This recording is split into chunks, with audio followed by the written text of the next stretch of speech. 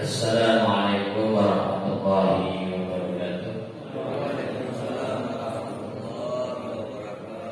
Alhamdulillah, wassalatu wassalamu ala rasulillah, la haula wa la quwwata illa billah.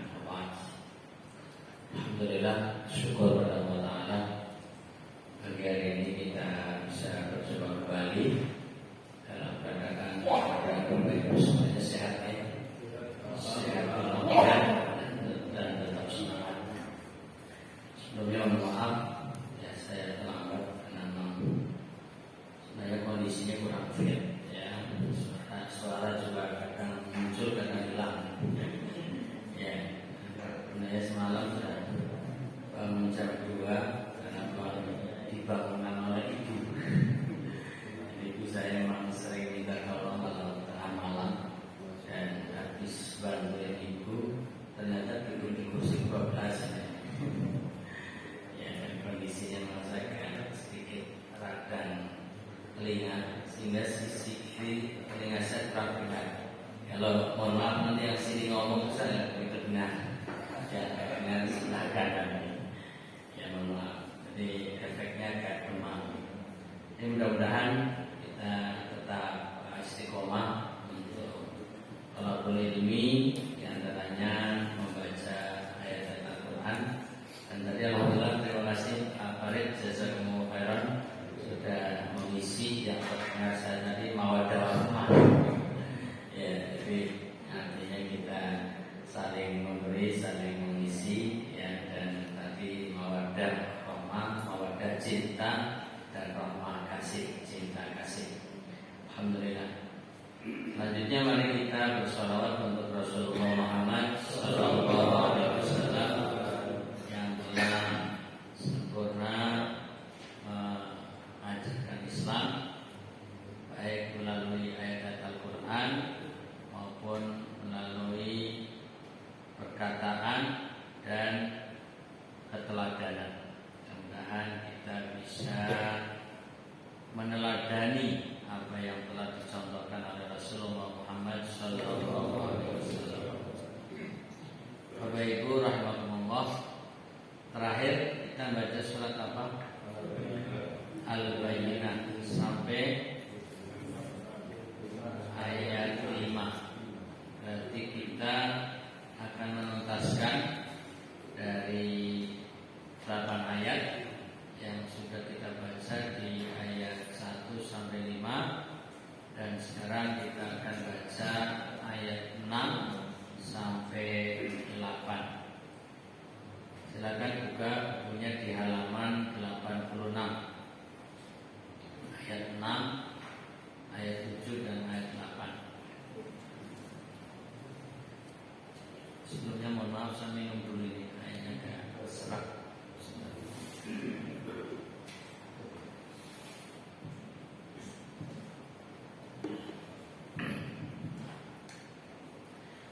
A'udzu billahi minasy syaithanir rajim. Monggo. A'udzu billahi minasy syaithanir rajim. Innal ladzina kafaru min ahlil kitabi wal musyrikina fi nari jahannam khalidina fiha.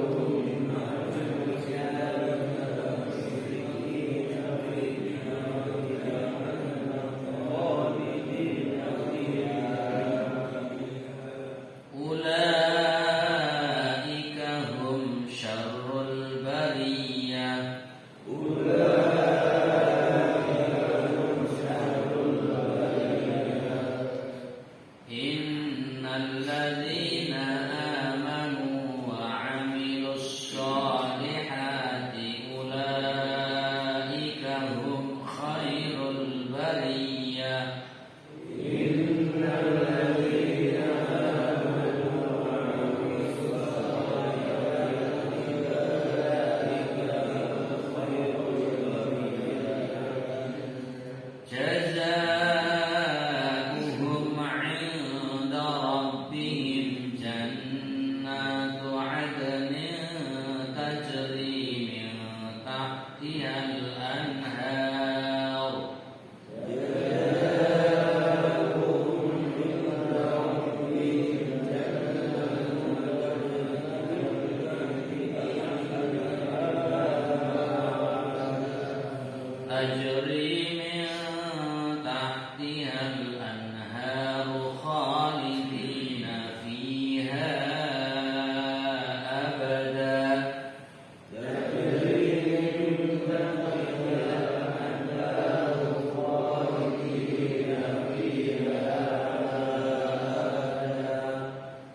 radhiyallahu anhum wa radu anhu.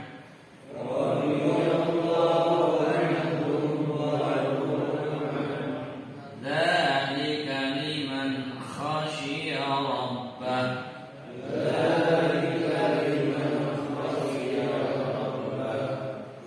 Alhamdulillah, sudah kita baca 3 ayat terakhir, ayat 6 sampai ayat 8 dari surat Al-Bayyinah.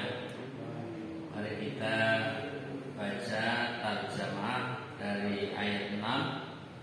Sesungguhnya orang-orang kafir, yakni ahli kitab dan orang-orang musyrik, akan masuk ke neraka jahanam. Nauzubillah min dzalik. Mereka kekal di dalamnya.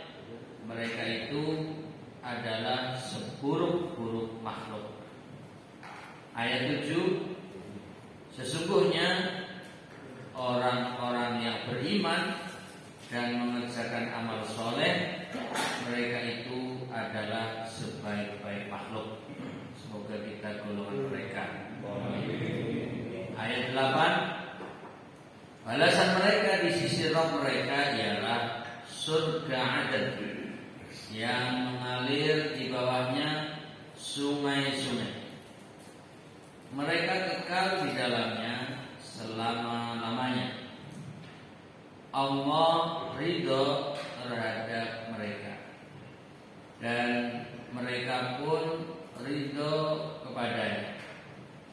Yang demikian itu adalah balasan bagi orang yang takut kepada Rabb-nya. Demikian ayat dan terjemahan sudah kita baca. Mari kita baca sekilas, yaitu lanjutan syarah mufradat yang berkaitan dengan ayat 6, 7 dan 8, yaitu penggunaan kata syarrul bariyah. Syarrul bariyah di halaman 87 dalam syarah mufradat disebutkan makhluk yang paling buruk. Kalau terjemahannya seburuk-buruk makhluk. Kemudian pada ayat 7 ada kata amanu. Diterangkan amanu percaya kepada semua yang dikatakan oleh Nabi Sallallahu Alaihi Wasallam dari Rabb-nya. Di ayat 8 ada kata jannat, jannatin. Situ ada jannatu adnin. Kemudian diterangkan jannatin, yaitu jamak bentuk jamak dari jannah. Artinya setiap kebun yang pohon-pohonnya menaungi tanah karena kelebatannya. Kemudian kata Aden, tempat tinggal yang abadi, yakni surga. Lalu kata tajri min tahtihal anhar, yang diartikan, diterangkan di antara pohon-pohon mengalir sungai, atau sungai-sungai mengalir di bawah pohon-pohonnya. Demikian beberapa kosakata yang diterangkan dalam syarah mufradat, penjelasan kata. Kita masuk pada makna keseluruhan, yaitu lanjutan dari yang sebelumnya. Bisa kita buka di halaman 88. Itu alinea yang terakhir. Sesudah penjelasan tadi, maka orang-orang kafir akan dimasukkan ke dalam neraka jahanam. Mereka tinggal di dalamnya untuk selama-lamanya. dan mereka adalah makhluk yang seburuk-buruknya. Kalau kita mendengar ayat yang menunjukkan keburukan seperti ini, syarrul bariyah, atau berkaitan dengan nar jahannam, neraka jahanam, kita sebaiknya membaca na'udzubillahi min dzalik. Semoga kita terlindung dari hal itu. Al-iyadu billah, itu agar kita memohon kepada Allah dijauhkan dari neraka jahanam dan tentunya dijauhkan dari sifat buruk orang-orang kafir. Sebaliknya, pada ayat selanjutnya yang berkaitan dengan orang beriman dan beramal soleh yang disebut khairul bariyah, sebaik-baik manusia, kita tentunya memohon mudah-mudahan kita termasuk golongan mereka. Amin. Dan orang-orang yang beriman kepada Allah dan Rasul-Nya serta mengerjakan amal-amal soleh adalah makhluk yang sebaik-baiknya. Mereka akan diberi pahala oleh Allah Subhanahu wa taala kelak pada hari akhirat dengan surga-surga yang di bawahnya mengalir sungai-sungai. Mereka tinggal di dalamnya untuk selama-lamanya dan abadi. Mereka benar-benar telah memperoleh keridhaan Allah karena kedisiplinan mereka di dalam memelihara batasan-batasan syariatnya, dan mereka memperoleh kenikmatan dari Allah yang membuat mereka puas. Mereka itu diterima karena sewaktu di dunia takut kepada Allah dan tidak berbuat durhaka kepadanya. Demikian makna keseluruhan dari bagian akhir ayat 6 sampai ayat 8.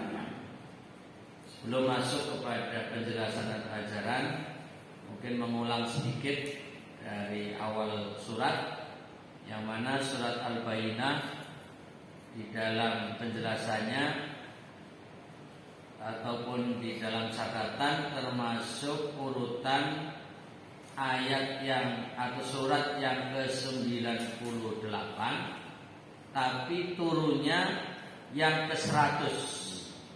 Lihat di bagian atas halaman 85, yang sebelah kanan angkanya 98. Artinya urutan di dalam Al-Quran urutannya ke-98, tapi turunnya ke-100. Kita ingat batas makkiyah itu dari angka 1 sampai angka 85. Jadi ini untuk mengingat kalau urutan ke-1 sampai ke-85 itu golongan makkiyah, berarti surat yang diturunkan di Mekah. Nah, kalau di atas itu berarti 86 sampai 114 termasuk Madaniyah. Nah, surat Al-Bayyinah ini urutan yang ke-100, berarti masuknya Madaniyah. Artinya ketika Nabi sudah hijrah, sudah pindah dan menetap di kota Madinah, itu disebut Madaniyah. Sekalipun pada suatu saat Nabi pergi ke Mekah, ya, katakanlah pulang kampung, lalu mendapatkan surat yang turun, sekalipun di Mekah tetap saja disebut Madaniyah. Jadi penetapan Makkiyah dan Madaniyah adalah periode keberadaan. Jika Nabi masih berada di Mekah, ya, maka itu surat-suratnya disebut Makkiyah. Dan ketika Nabi sudah hijrah, sekalipun turun ayatnya di Mekah, ketika namanya Nabi Fathu Makkah, ya, atau Haji Wada, itu tetap disebut Madaniyah. Nah, surat Al-Madaniyah di sini sudah bicara berkaitan dengan ahlul kitab, bahkan ditambahkan kaum musyrikin.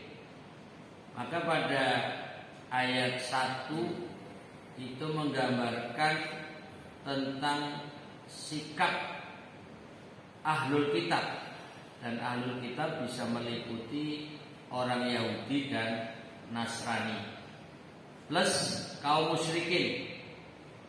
Mereka bersiteguh atau tetap tidak mau meninggalkan keyakinannya, tidak mau mungfakina, yaitu berpisah dengan keyakinannya. Mereka tidak mau meninggalkan agamanya hatta ta'tiyahumul bayyinah, sebelum datang kepada mereka bukti yang nyata.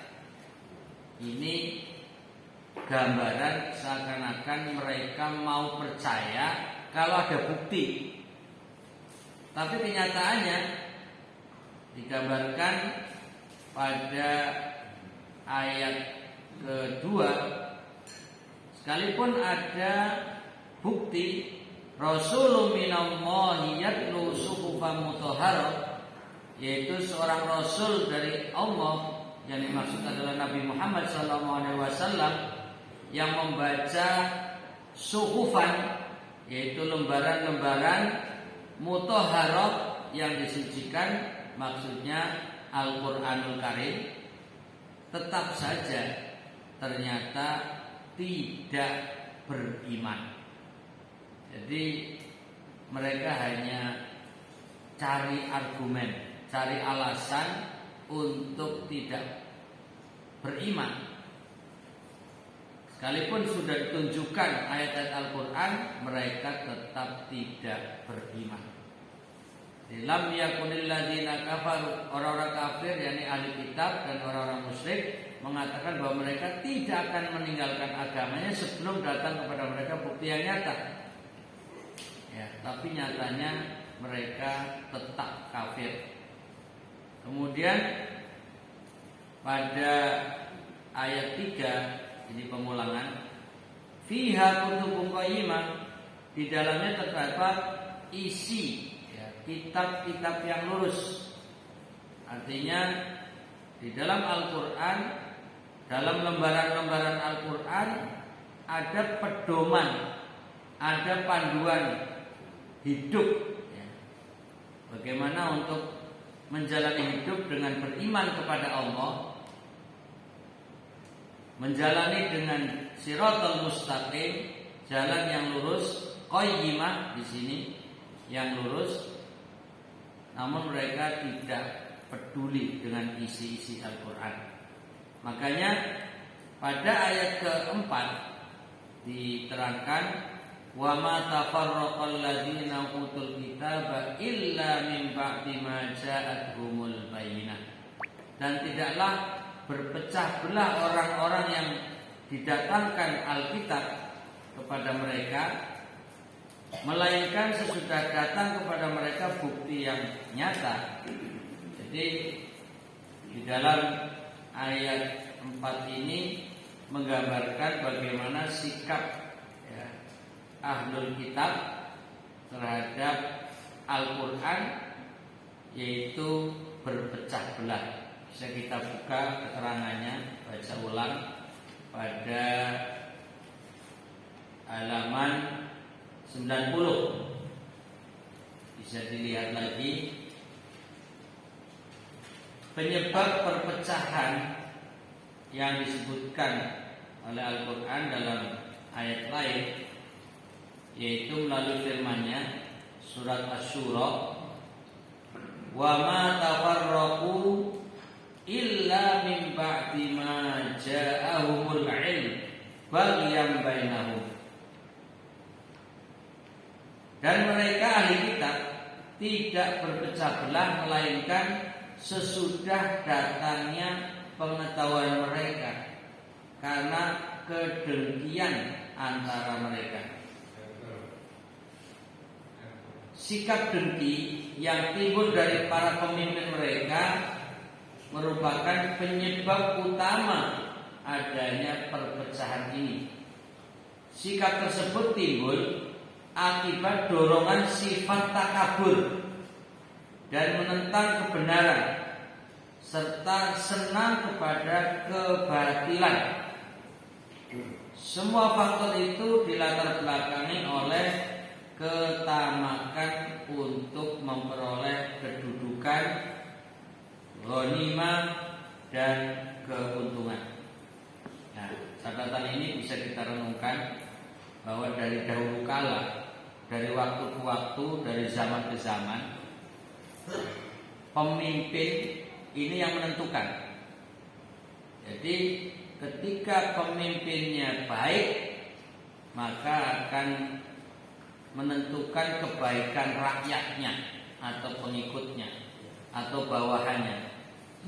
Dan ketika pemimpinnya buruk, ini bisa menimbulkan masalah. Pengikutnya bisa ikut terpengaruh sehingga mendukung keburukannya, tapi bisa juga menolak dan menentang keburukan pemimpin itu. Ini yang kemudian menimbulkan perpecahan. Dan digambarkan mereka ahlul kitab khususnya, karena di Madinah, karena ini surat Madaniyah, itu sudah banyak orang yang beragama Yahudi. Bahkan sebelum kedatangan Nabi Muhammad SAW, orang-orang Yahudi sudah ada. Bahkan ada 4 kabilah di kota Madinah. Dan mereka sebenarnya dari awal menunggu-nunggu kedatangan munculnya Nabi. Unik. Jadi mereka orang-orang Yahudi, ya kalau kaum musyrikin ini gambarannya di Mekah. Tapi kalau orang Yahudi keberadaannya di Madinah. Jadi dalam catatan kisah masa lalu, kenapa ada orang Yahudi di Madinah? Itu karena ada informasi di dalam kitab Taurat atau apa yang mereka baca dari panduan kitab sucinya, akan datang kelak seorang nabi, dan itu sudah digambarkan nabi akhir zaman di daerah yang banyak pohon kormanya. Jadi akan datang seorang nabi yang muncul dari daerah banyak pohon kormanya. Itu yang menjadi panduan mereka. Akhirnya mereka mencari-cari lokasi, mencari-cari tempat yang banyak pohon kormanya. Maka menjadi ciri khas orang-orang Yahudi di masa itu membuat perkampungan yang di situ banyak sumber airnya, lalu menanam pohon korma dengan harapan menjadi daerah perkebunan korma yang nanti dari keturunan mereka akan lahir seorang nabi. Maka ada beberapa daerah di Madinah itu yang menjadi tempat Yahudi, semua mereka berkebun kurma. Bahkan ada juga di daerah yang luar kota Madinah, mereka juga membuat perkebunan kurma. Dan ciri khasnya yang banyak sumber airnya. Saya sendiri pernah menyaksikan beberapa peninggalan-peninggalan perkampungan Yahudi. Jadi ada beberapa tempat yang masih dijadikan situs wilayah Yahudi, bahwa ini adalah daerah-daerah yang dulu dikuasai oleh Yahudi. Ya, karena dulu saya pernah tinggal di kota Madinah, hingga pernah istilahnya napak tilas ke beberapa titik yang mana di situ menjadi gambaran bahwa inilah perkampungan-perkampungan Yahudi yang dulu pernah hidup. dan memang daerahnya subur, ya daerahnya subur dan banyak pohon kormanya. Karena mereka punya harapan, mereka punya keinginan kelak ada keturunannya yang menjadi nabi. Nah, begitu muncul adanya Nabi Muhammad SAW, mereka tidak terima, mereka menolak karena dengki dan iri. Loh, kok munculnya Nabi bukan dari kami? Padahal sudah mengangan-angankan bukan setahun 2 tahun, bahkan dari generasi ke generasi, dari waktu ke waktu. Kok yang muncul malah justru dari Mekah yang mereka pikir juga bukan daerah yang banyak pohon korma. Jadi di Mekah boleh dibilang tandus yang tidak ada pohon korma. Lalu datanglah seorang nabi yang bernama Muhammad SAW pindah ke kota Madinah yang bagi mereka ini bukan yang kita tunggu. Sekalipun sudah membawa bukti suhufan mutahharah, lembaran-lembaran suci yaitu Al-Quran, mereka tetap tolak, mereka tidak terima. Ya, mereka merasa kami lebih berhak untuk mendapatkan keturunan yang menjadi nabi. Harapannya itu sirna, harapannya itu tidak terwujud. Akhirnya apapun yang disampaikan oleh Nabi Muhammad SAW, mereka tolak.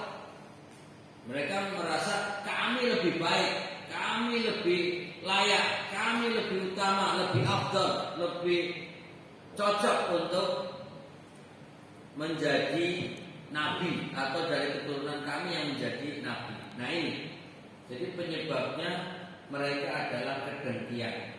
Makanya di dalam surat Asyura ini, wa ma tafarraqu illa min ba'di ma ja'ahumul ilmu. Dan mereka ahli kitab tidak berpecah belah melainkan sesudah datangnya pengetahuan mereka.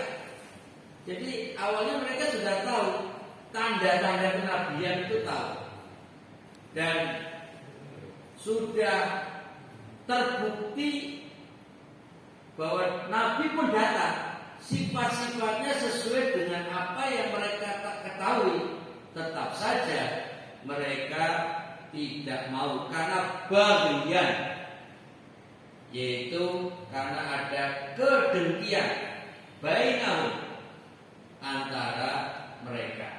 Inilah gambaran kenapa mereka tetap ingkar, tetap kafir, tetap menolak, tidak mau beriman kepada Nabi Muhammad SAW. Kemudian Al-Quran menjelaskan di halaman 90 bagian bawah bahwa agama yang diturunkan oleh Allah kepada Rasulnya, yaitu Nabi Muhammad SAW, dan perkara orang-orang Yahudi dan Nasrani adalah satu, tidak perlu dipersengketakan lagi. Kaidah-kaidahnya sudah jelas dan tidak mengundang perpecahan ini. Agama yang diturunkan Allah kepada nabi-nabinya semuanya berdasarkan satu prinsip, yaitu memurnikan ketaatan dan ibadah hanya kepada Allah semata, tidak menyekutukannya dengan sesuatu pun, mendirikan sholat dan menunaikan zakat kepada orang-orang yang berhak menerimanya.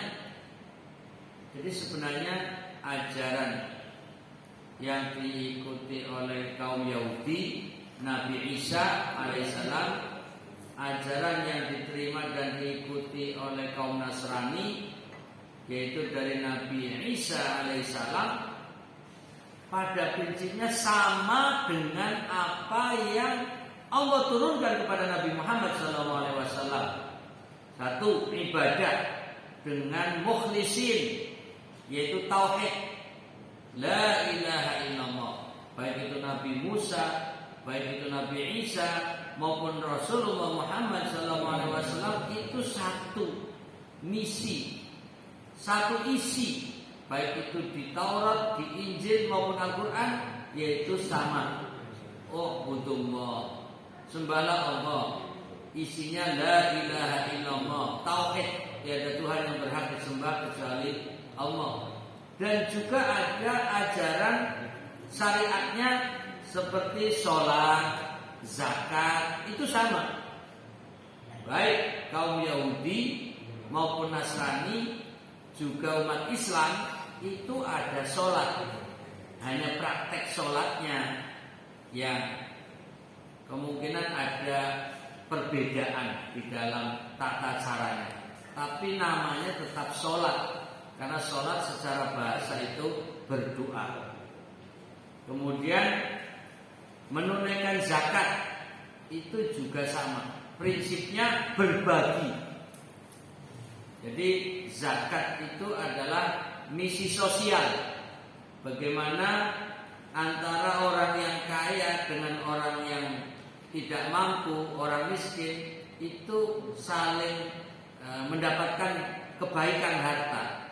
Yang kaya dengan hartanya, dia sudah menikmati hartanya itu sendiri, lalu kelebihannya dibagikan, didistribusikan kepada mereka-mereka yang membutuhkan. Ini kepedulian sosial, baik itu di ajaran Nabi Musa kepada kaum Yahudi maupun yang diajarkan Nabi Isa alaihissalam kepada kaum Nasrani, itu prinsipnya sama dengan apa yang Nabi Muhammad SAW ajarkan. Jadi satu, sama. Dan itulah disebut dzalika dinul qayyimah. Itulah agama yang lurus.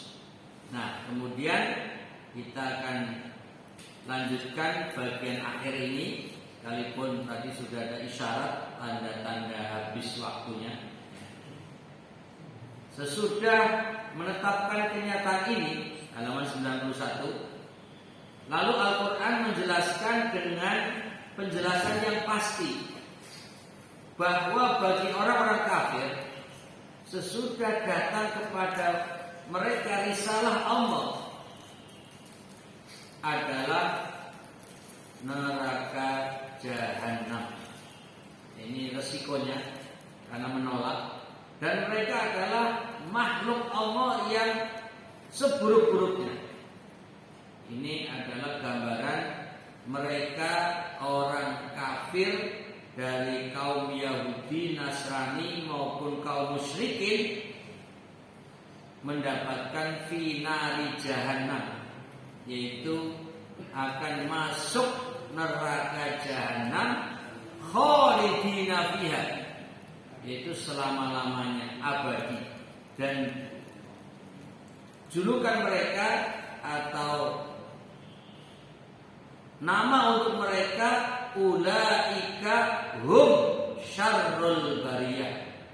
Mereka adalah seburuk-buruk makhluk. Nah, sebaliknya, innal ladzina amanu, ya, di sini sesungguhnya orang-orang yang beriman, wa amilus sholihat. Jadi seringkali kata amanu disertakan kata amilu. Ini untuk menggambarkan bahwa kita yang mengaku beriman tidak cukup pernyataan, tidak hanya ucapan dan keyakinan, tapi harus ada real bukti nyata dengan perbuatan.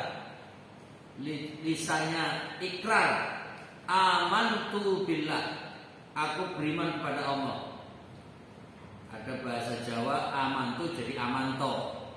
Ada nama amantu, ya. Itu bahasa Arab, aku telah beriman. Lalu dijawakan amanto. Cuman panggilannya Mas Maman ini atau Mas Anto ini. Itu mestinya kan amantu, aku beriman. Nah, ini amanu, orang beriman itu tidak hanya menyatakan aku telah beriman, asyhadu alla ilaha illallah wa asyhadu anna muhammadar rasulullah. Betul, ini pintu masuk menuju Islam atau sebagai awal pernyataan Islam. Makanya di dalam rukun Islam itu nomor 1 syahadat. Artinya syahadat itu bagian nomor 1 di dalam rukun Islam, karena baru pembuka, pengawal. Nah, terus baru ditunjukkan kesempurnaan Islam adalah ada melaksanakan sholat, menunaikan zakat. Nah, itu untuk pembuktian. Wa amilus sholihat, itu untuk mengamalkan kebaikan, baru akan mendapatkan label ulaika hum khairul bariyah. Mereka adalah golongan orang-orang yang terbaik, sebaik-baik manusia al-bariyah. Lalu keterangan di bawahnya halaman 91 bagian bawah perlu diperhatikan bahwa sebutan iman di dalam Al-Quran selalu dibarengi dengan sebutan amal soleh. Nah, ini tadi sudah saya sebutkan dan ini penegasan. Jadi selalu dibarengi dengan sebutan amal soleh. Kenapa? Karena sesungguhnya iman yang sejati itu ialah yang mantap di dalam hati, lalu dibenarkan oleh amal perbuatan. Jadi tidak berhenti hanya mengatakan aku beriman tapi orang pernah sholat. Aku beriman, dia kaya tapi tidak pernah zakat, maka belum terbukti keimanannya. Kalau bahasa biasanya orang bilang omdong, apa itu? Hanya omong doang, om doang. Jadi hanya omong doang. Nah, ini tidak terbukti kalau dia beriman. Nah, kalau hanya ngomong, pengakuan, pernyataan, tapi tidak melakukan amal soleh, ya, maka itu belum dinyatakan sebagai orang yang beriman, ya, yang sesungguhnya, bukan termasuk orang iman yang sejati. Ya, sampai-sampai ini masuk kisah bahwa seorang Kiai Haji Ahmad Dahlan yang mengajarkan surat Al-Maun, dan itu berulang-ulang sampai pada pertanyaan di kalangan muridnya, kok bolak-balik kok surat Al-Maun gitu. Ya betul, akan menjadi bukti, ya, mengamalkan isi Al-Quran ya dengan praktek. Bukan hanya kita baca, bukan hanya kita hafalkan, tapi tidak ada pembuktian. Makanya menjadi sebuah amal, ya, amalan, dan betul-betul menjadi pembuktian, sehingga dengan diulang-ulang lalu dipraktekkan, diulang-ulang dipraktekkan. Ya, mungkin ayat ini kalau kita buktikan, ini juga akan menjadi ayat favorit yang kita ulang-ulang. Jadi innalladzina amanu wa 'amilus sholihat. Jadi untuk menunjukkan bahwa sungguhnya orang beriman dan yang disertai dengan amal soleh, itulah yang disebut hum khairul bariyah. Tidak akan mendapatkan label ini kecuali kalau benar-benar wa 'amilus sholihat. Demikian pula di dalam surat Al-Asr. Seperti Imam Syafi'i menyatakan bahwa surat Al-Asr itu sepertiga dari Al-Quran. Sehingga seandainya tidak ada surat lain, seandainya, maka cukuplah Al-Quran dengan surat Al-Asr. Karena di situ sudah pedoman dan panduan. Wal 'asr innal insana lafi khusr. Lalu illal ladzina, 1, amanu, 2, wa 'amilus sholihat. Jadi ayatnya menggambarkan bahwa seluruh manusia dalam keadaan rugi kecuali 1, orang yang iman, 2, orang yang beramal soleh.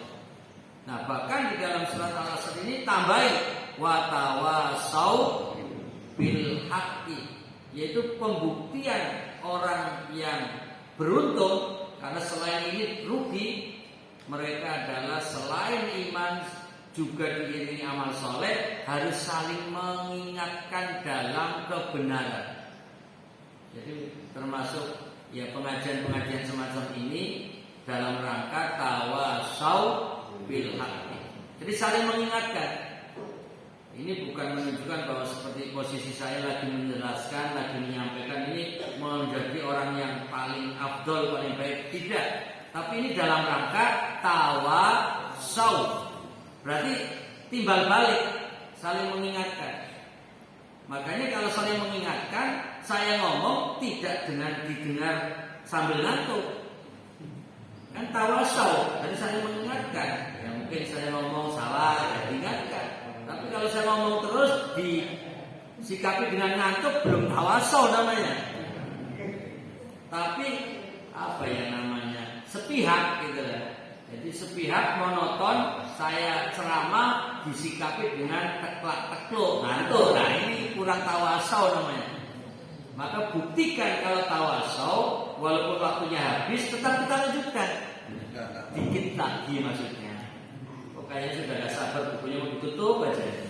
Ya, sabar. Makanya lanjutan ayatnya di dalam Al-Asr, watawasau bis sabr, sabar. Itu untuk saling mengingatkan kesabaran. Baik, di keterangan terakhir ini bahwa diiringi dengan amal soleh. Ya, setiap amal soleh ialah setiap perbuatan yang diperintahkan oleh Allah agar dikerjakan, apakah berupa ibadah atau akhlak atau amal perbuatan. Jadi di sini ada 3, ibadah, akhlak, dan amal perbuatan. Kehidupan orang-orang yang beriman kepada penciptanya dengan sebenar-benarnya pasti mencerminkan syariat-syariatnya. Mereka menurut Al-Quran adalah makhluk Allah yang sebaik-baiknya, dan balasan mereka adalah kenikmatan yang abadi di dalam surga yang di bawahnya mengalir sungai-sungai sebagaimana yang telah disebutkan di dalam firman-Nya. Jazaa'uhum 'inda rabbihim jannatu 'adn. Balasan mereka di sisi Rabb mereka ialah surga Aden. Tajri min tahtihal anhar, yang mengalir di bawahnya sungai-sungai. Khalidina fiha abada, mereka kekal di dalamnya selama-lamanya. Jadi ini adalah motivasi kita bahwa kalau kita menjadi orang beriman, orang yang beramal soleh, maka balasannya adalah jannatu adn. Nah, tinggal pikiran dan hati kita terpanggil, tergerak, tertarik atau belum. Ya, ini tawaran dan informasi dari Allah. Siapa yang beriman, siapa yang beramal soleh, maka pahalanya, imbalannya adalah surga Aden. Ya, jannatu Aden. Bahkan menggunakan kata jamak, jannatu Aden, yaitu taman-taman yang kekal, yang indah. Padahal ini kalimatnya sudah seindah-indahnya, tapi meripat belum tertarik untuk melihatnya. Masih terpejam saja. Ya mungkin karena masih ngantuk kali ya. Jannatu Aden, ini kalimat-kalimat indah. Ya, ini karena efek waktu, jadi konsentrasinya sudah mulai buyar. Jannatu Aden. Dan bahkan digambarkan di kebun-kebun itu ada banyak pohon yang kemudian di bawahnya mengalir air sungai. Jadi sungai yang tentunya bersih. Ya, jangan menggambarkan sungai-sungai di sekitar kita yang bahkan menimbulkan banjir.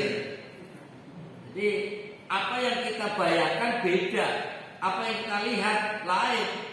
Bahwa di sana penuh keindahan, tentunya bersih, ya, dan kenikmatan-kenikmatan yang ada, dan itu abadi. Kemudian Al-Quran menambahkan kenikmatan lain di samping itu, yaitu kenikmatan rohani yang jauh lebih tinggi daripada kenikmatan materi.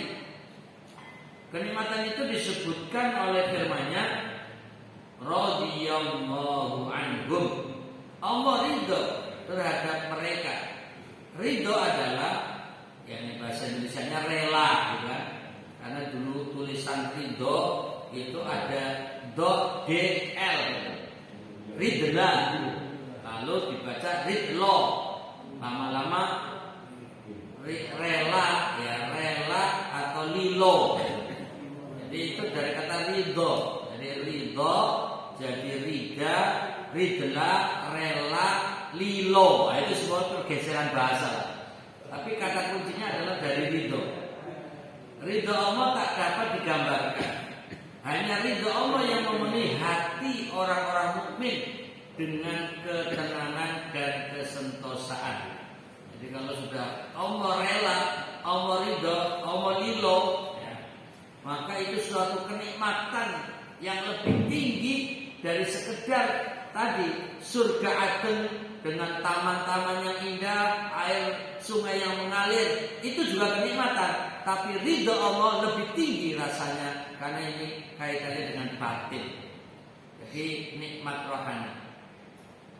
Selanjutnya, barang siapa yang mendapat ridho Allah, berarti dia berada dalam puncak kebahagiaan.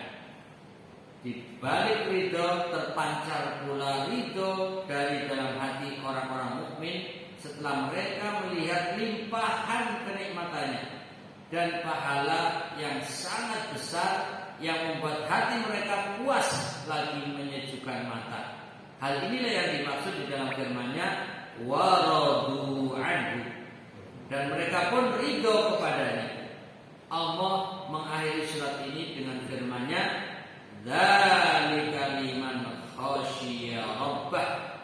Yang demikian itu adalah balasan orang-orang yang takut kepada Rabb-Nya. Hal-hal yang telah disebutkan tadi berupa pahala yang baik dari Allah tidak diperoleh kecuali oleh orang-orang yang takut kepada Rabb mereka. Takut kepada Allah adalah pangkal kebahagiaan yang hakiki dan penyebab keberuntungan mendapatkan kedudukan yang tinggi di akhirat. Jadi kata kuncinya justru rasa takut kepada Allah. Rasa takut kepada Allah mendorong seseorang untuk mengerjakan setiap perkara yang baik dan mencegah dirinya dari setiap perbuatan yang buruk serta segala bentuk penyelewengan. Ya, ini sisipan. Kalau orang yang takut kepada Allah, maka tidak mungkin berbuat maksiat, tidak mungkin berbuat jahat. Ya, syukur-syukur para pejabat ini takut kepada Allah sehingga tidak akan ada yang namanya korupsi. Ya, tidak mungkin ada maling-maling di kalangan pejabat, tidak mungkin ada tikus-tikus di kantor yang berdasi. Kalau ada khosyah robbah yang takut kepada Allah, setiap mau mengambil uang rakyat mikir, wah ini Allah lihat, saya takut kepadanya. Jadi sebenarnya cara pemberantasan korupsi bukan hanya melalui KPK. Ini perlu ditanamkan rasa takut kepada Allah di hati mereka. Kalau tidak ada rasa takut, walaupun diancam, walaupun mau dipenjara, mereka tetap saja tenang-tenang saja. Dijulukin tikus-tikus kantor mau senyum-senyum aja. Dasar tikus. Jadi ini hanya sisipan biar salah satu solusi, ya, agar memberantas para koruptor ini mungkin kata kuncinya harus ditanamkan khosyah rabbah, yaitu rasa takut kepada Allah, maka berhenti dari perbuatan jahatnya. Kemudian yang terakhir, udah dengan yang terakhir, insyaallah nggak berlanjut nih Pak. Kayaknya sudah nggak sabar, itu jamnya tolong matikan dulu aja. Tiadalah dunia ini dilanda oleh malapetaka dan musibah selain bila mana hati manusia kosong dari rasa takut kepada Allah yang Maha Pembalas, dan apabila hati manusia kosong dari rasa takut kepada Allah, niscaya akan merata di kalangan mereka kezaliman dan tindakan kelewat batas sewenang-wenang. Alhamdulillah, selesai. Mana semangatmu? Kurang kompak biar pulang semangat. Mana semangatmu? Alhamdulillah. Terima kasih. Mohon maaf karena waktunya memanjang. Hadal kalam subhanakallahumma wa bihamdika asyhadu an la ilaha